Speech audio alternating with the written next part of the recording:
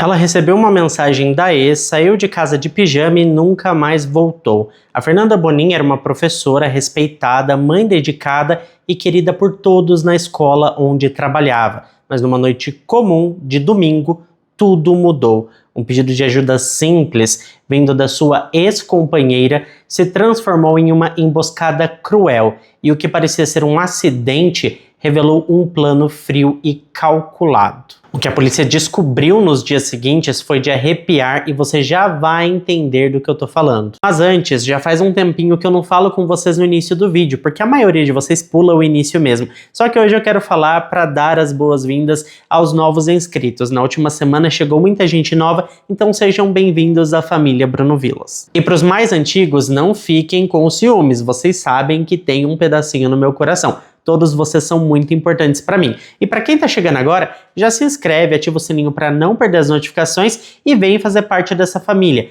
Toda semana tem vários vídeos novos sobre casos criminais. E olha, é muito importante esse tipo de conteúdo porque ele alerta as pessoas. Eu tô cansado de receber relatos de inscritos aqui nos comentários e também lá no meu Instagram sobre como de alguma forma esse vídeo ajudou a pessoa a sair de uma situação perigosa. Por quê? Os alertas que a gente passa aqui servem justamente de exemplo e essas pessoas que estavam em situações complicadas perceberam os sinais e conseguiram sair graças ao que viram aqui nos vídeos.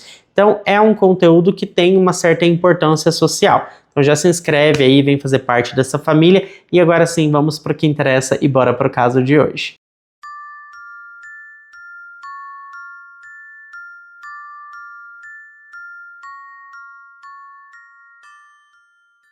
A Fernanda Bonin tinha 42 anos e era professora de matemática em uma escola bilíngue de alto padrão em São Paulo. Ela estudou na Universidade de São Paulo, popularmente conhecida como USP, e depois se especializou em uma universidade no Canadá e era conhecida não só pela sua competência e pelo seu currículo, mas também pelo carinho com que tratava os alunos e também os seus colegas de trabalho. Ela era extremamente profissional e amava o que fazia. Ela também era uma pessoa discreta, muito reservada e não costumava expor detalhes da sua vida pessoal, nem mesmo para quem trabalhava ao lado dela todos os dias. Mas por trás daquela rotina aparentemente simples, a verdade é que a Fernanda enfrentava o desafio de dividir a guarda dos filhos com a ex-companheira, uma mulher chamada Fernanda Fazio. O relacionamento entre as duas durou cerca de 8 anos e terminou de forma relativamente pacífica, ao menos à primeira vista. As duas seguiam morando separadas, mas continuaram dividindo responsabilidades com os filhos. Inclusive frequentando sessões de terapia de casal, de acordo com depoimentos de conhecidos, elas faziam isso para manter a harmonia e não afetar as crianças com o divórcio. Agora, para a gente entender um pouco mais sobre esse caso, precisamos falar um pouco mais sobre a outra parte desse relacionamento que acabou, a Fernanda Fazio. Bom, a Fernanda Fazio, ela era médica veterinária, tinha 45 anos e enfrentava algumas dificuldades financeiras. Além dos 2 filhos que ela tinha com a Fernanda Bonin, ela também tinha um terceiro filho de um relacionamento anterior, um adolescente diagnosticado com autismo que tinha 14 anos de idade. Para quem observava de fora, a relação parecia funcional, mas nos bastidores algo estava prestes a explodir. No domingo, dia 27 de abril de 2025, por volta das 18 horas e 50 minutos, a Fernanda Bonin recebeu uma mensagem da Fernanda Fazio. O carro dela havia quebrado no meio da rua e os filhos estavam com ela. Sem hesitar, a Fernanda vestiu um casaco por cima do pijama e saiu correndo para ajudar. Ela pegou o seu carro e partiu ao encontro da sua ex, mas infelizmente ela nunca chegou lá. Por volta das 19 horas e 20 minutos, meia hora depois de enviar o pedido de ajuda, a Fernanda Fazio disse que o carro dela simplesmente voltou a funcionar sozinho. Ela então teria seguido para o apartamento da Fernanda Bonin para devolver os filhos, já que era domingo à noite e as aulas começariam na manhã seguinte, portanto segunda-feira.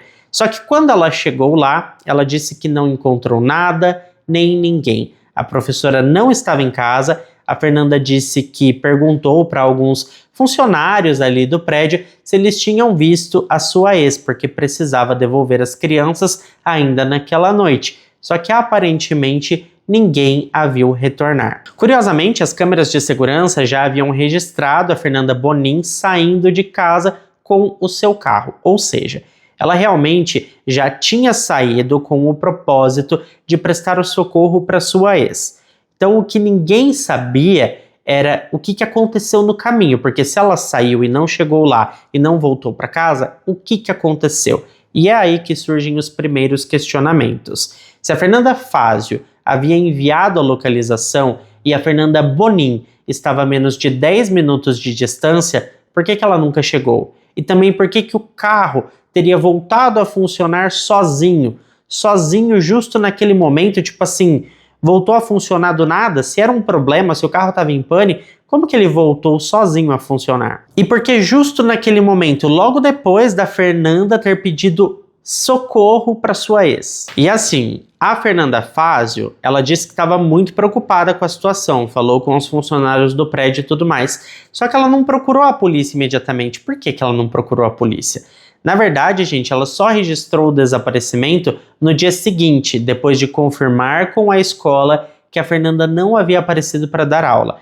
Só que aí o caso começa a ganhar um pouco de corpo, porque para Fernanda Bonin não aparecer no trabalho, realmente algo tinha acontecido. Então, o caldo estava entornando ali, era algo grave, precisava ser investigado. O problema é que naquela altura já era tarde demais. Ninguém sabia ainda, mas o corpo da Fernanda estava muito mais perto do que poderiam imaginar.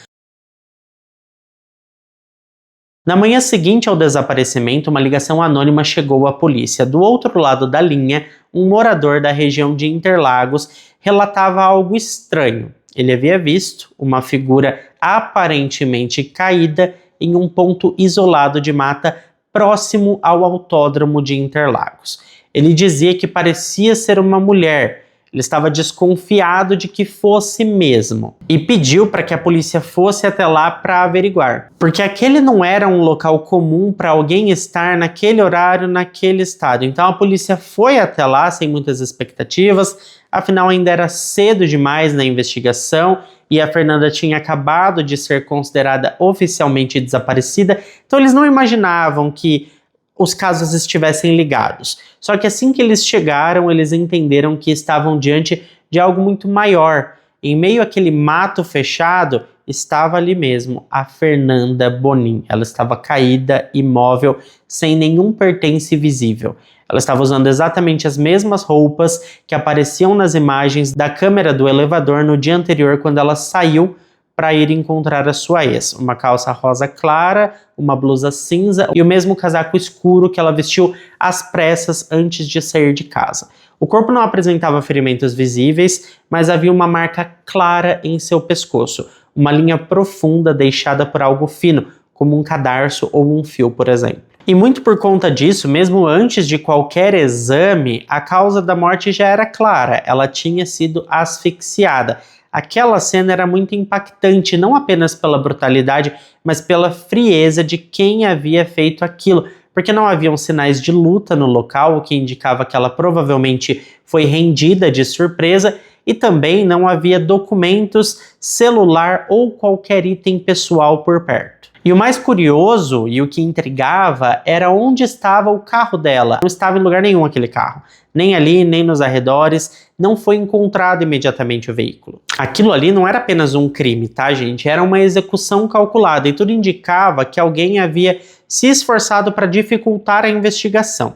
Enquanto isso, a triste notícia da professora que faleceu se espalhava. Colegas da escola estavam inconsoláveis, a direção da instituição emitiu uma nota oficial prestando condolências à família, e os alunos, muitos deles ainda muito jovens, não conseguiam entender por que uma professora tão querida havia sido arrancada do mundo daquela forma. A família da Fernanda ficou totalmente arrasada e o velório foi muito emocionante. E ali no cemitério o pai dela fez algo que surpreendeu até os investigadores. Assim que a cerimônia terminou, ele foi direto até a delegacia. Ele não queria esperar, sentia que havia algo muito errado naquela história, e o que ele contou aos investigadores simplesmente mudou tudo. O seu depoimento só reforçou a desconfiança de que aquele pedido de socorro da ex-mulher não passava de uma armadilha.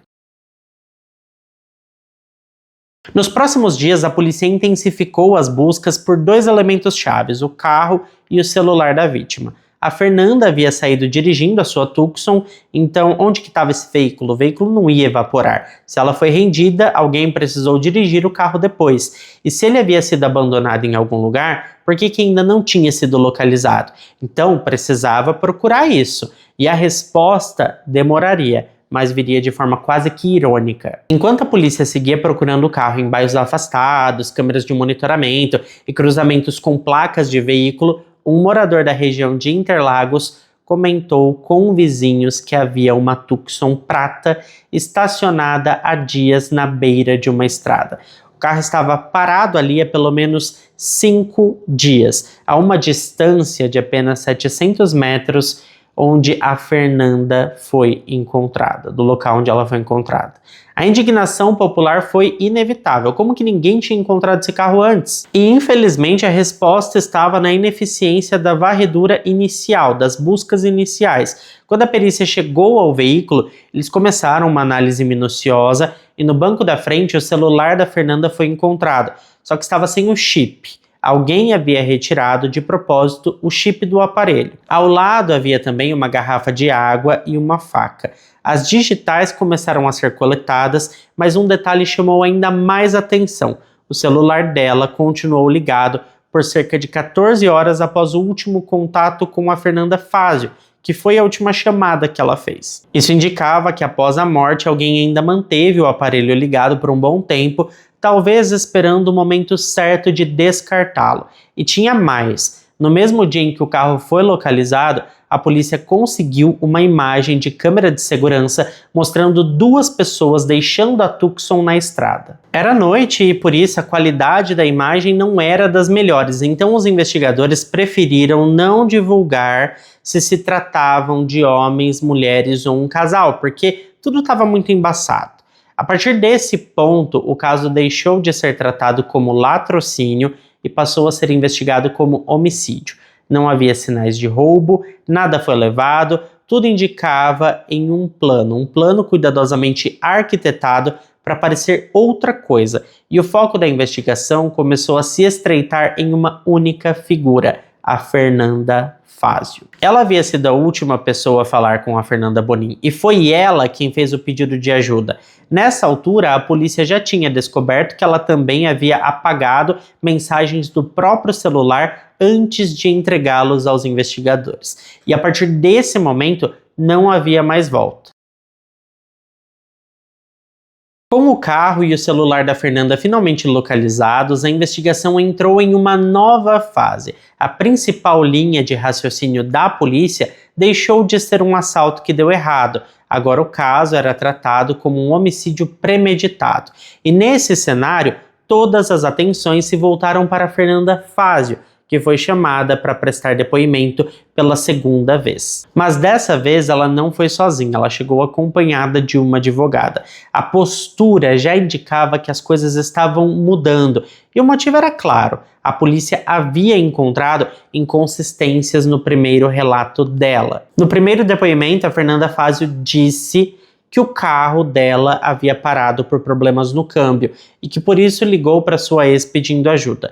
A polícia solicitou uma perícia no carro dela e a conclusão foi direta: o câmbio nunca apresentou defeito algum, não havia qualquer vestígio de falha mecânica. Além disso, os investigadores notaram que mensagens trocadas entre as duas no dia do crime haviam sido apagadas do celular da Fernanda Fazio. Quando questionada sobre isso, ela preferiu usar o direito de permanecer em silêncio. Disse que só se manifestaria em juízo. E nesse ponto da investigação, algo que parecia apenas estranho começou a tomar forma de plano. Um plano cuidadosamente arquitetado, com um detalhe cruel: a presença dos próprios filhos no meio de tudo isso. E então veio a primeira prisão. No dia 7 de maio, a polícia prendeu um homem chamado João Paulo Borquim. Ele tinha aproximadamente 60 anos, com uma ficha extensa dentro da polícia, incluindo passagens por roubo, agressões e envolvimento com substâncias ilícitas. Ao ser abordado pelos policiais, ele não hesitou e confessou tudo. O João admitiu que participou do crime, disse que estava no carro com outros envolvidos quando a Fernanda foi rendida. Ele contou que ela foi forçada a seguir viagem em seu próprio veículo, sentada no banco da frente, enquanto era observada pelos executores. E mais, segundo ele, o crime foi encomendado. Quando perguntado quem era o ou a mandante do crime, ele disse rapidamente um nome conhecido que pipocou: Fernanda Fázio. Mas o João não estava sozinho. Segundo ele, outras pessoas também participaram da execução, incluindo um homem que recebeu o título de faz-tudo, de capanga, da Fernanda. E uma outra mulher misteriosa que ainda estava solta e que não teve a sua identidade assim rapidamente descoberta. E o que estava prestes a vir à tona mostraria o lado mais sombrio de uma disputa familiar onde a ganância falou mais alto do que o amor do que qualquer coisa. Como eu acabei de dizer para vocês, o João Borquim confessou tudo. Na delegacia, ele entregou nomes, detalhes do plano e até a maneira como a Fernanda Bonin teve a sua vida tirada. Segundo o depoimento, a Fernanda Fázio tinha procurado um conhecido seu chamado Rosenberg Joaquim de Santana, que era o tal do faz-tudo, do capanga. Alguém que eventualmente prestava serviços para ela de várias maneiras possíveis. Esse tal de Rosenberg, por sua vez, conhecia o João e sabia que ele já tinha passagens por crimes graves. Ele teria sido responsável por montar a equipe. A mando da Fernanda, o grupo armou a emboscada. No dia do crime, enquanto a mandante distraía a vítima com o falso pedido de ajuda, os executores aguardavam no caminho. Assim que a professora entrou na marginal, eles a interceptaram. De acordo com o depoimento do João, ela foi colocada no banco da frente da Tucson, com uma pessoa ao seu lado e os demais no banco de trás.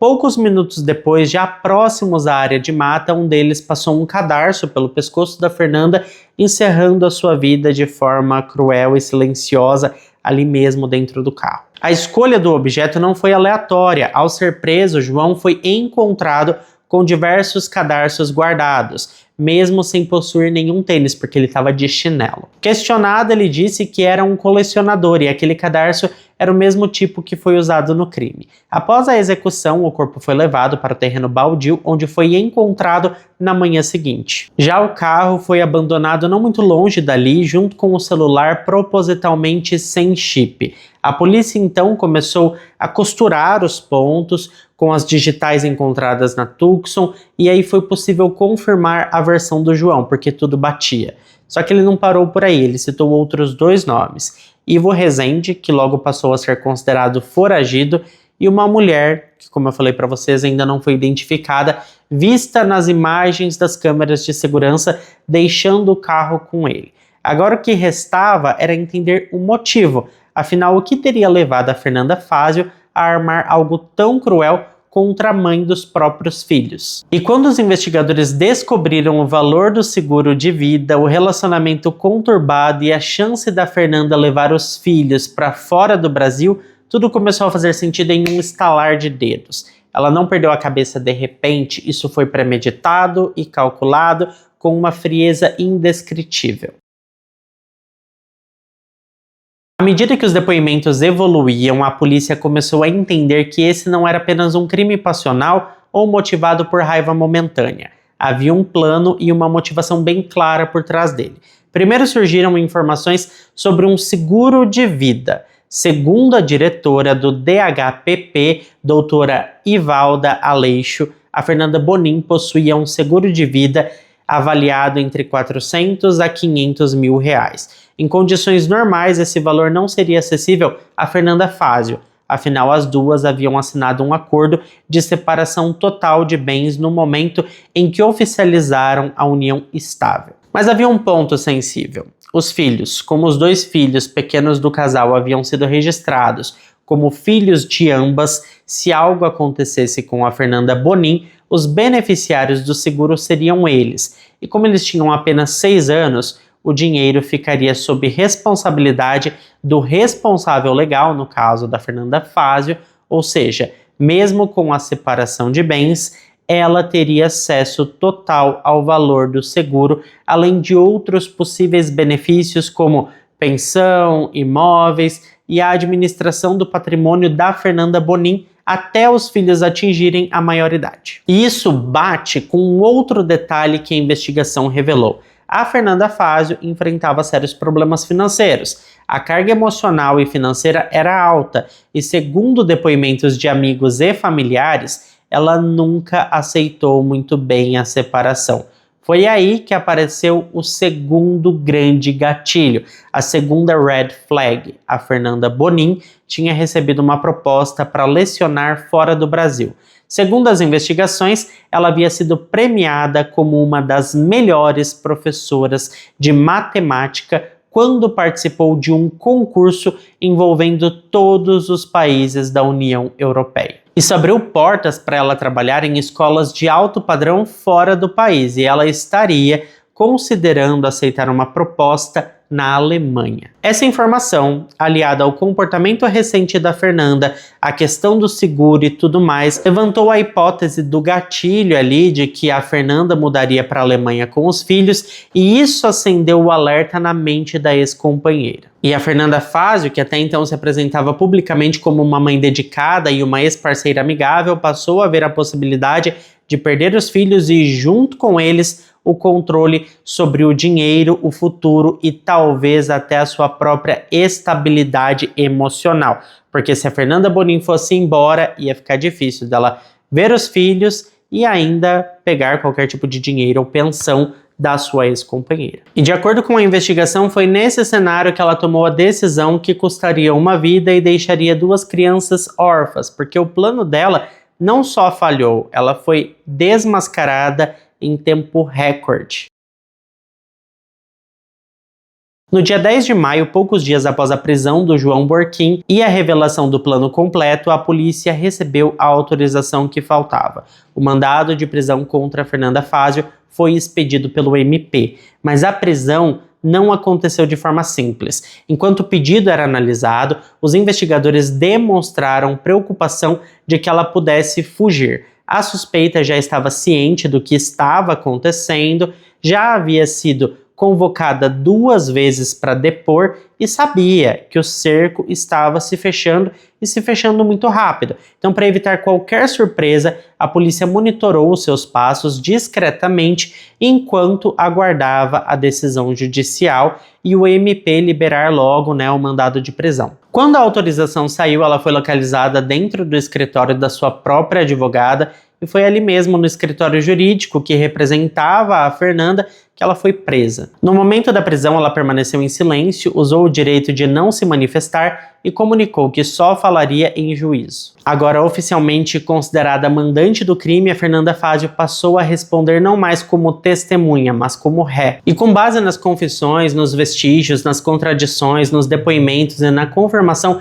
de que o carro dela nunca teve problema algum no câmbio, a acusação de homicídio qualificado passou a ser tratada como certa, mas a investigação não parou por aí.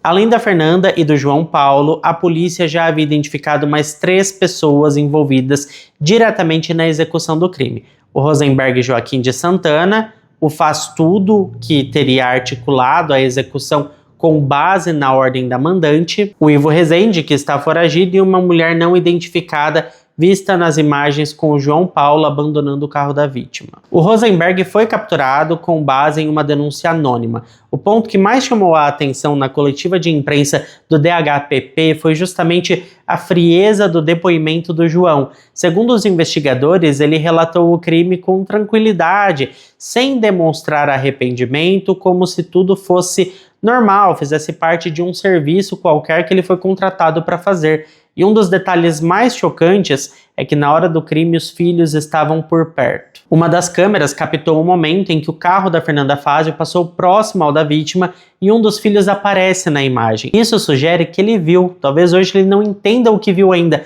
mas um dia vai entender que ele acabou presenciando ali algo horrível que fizeram com a sua mãe. E é simplesmente horrível pensar nisso, porque é um trauma, né, gente?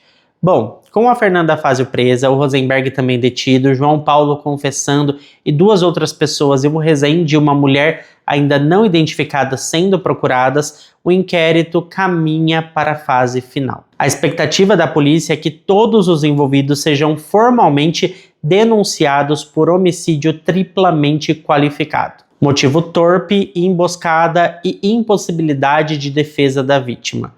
A promotoria também deve incluir acusações como associação criminosa e ocultação de cadáver. E aí vai depender do envolvimento específico de cada um para ver quem vai receber quais acusações. A Fernanda Fazio deve ser tratada como a mandante e por isso, mesmo sem ter encostado diretamente na vítima, a sua pena pode ser equivalente ou até superior à dos executores. A polícia também confirmou que irá solicitar a individualização da conduta de cada réu. Isso significa que eles vão separar com clareza quem planejou, quem executou, quem dirigiu e quem participou da abordagem e quem deu suporte logístico. Essa fase é essencial para que o julgamento de cada um seja justo e proporcional ao papel desempenhado no crime. Mas com certeza o impacto mais cruel de toda essa história não está nas páginas do inquérito, está nas 2 crianças de 6 anos de idade, filhos da Fernanda Bonin. O destino dos pequenos ainda não foi completamente definido. A justiça avalia se a guarda definitiva ficará com algum parente da vítima ou se será compartilhada de forma supervisionada, com algum familiar da parte da Fernanda Fazio.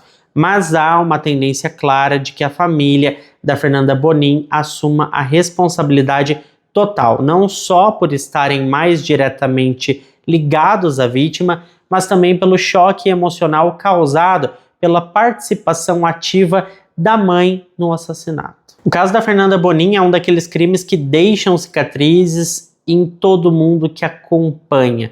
Uma mulher com uma carreira brilhante, querida por alunos, amigos e colegas, uma mãe presente que saiu de casa para socorrer os filhos e foi recebida por uma armadilha mortal. Eu tenho certeza que esse vai ser um daqueles casos que marcam o nosso país, como tantos outros que aconteceram no passado.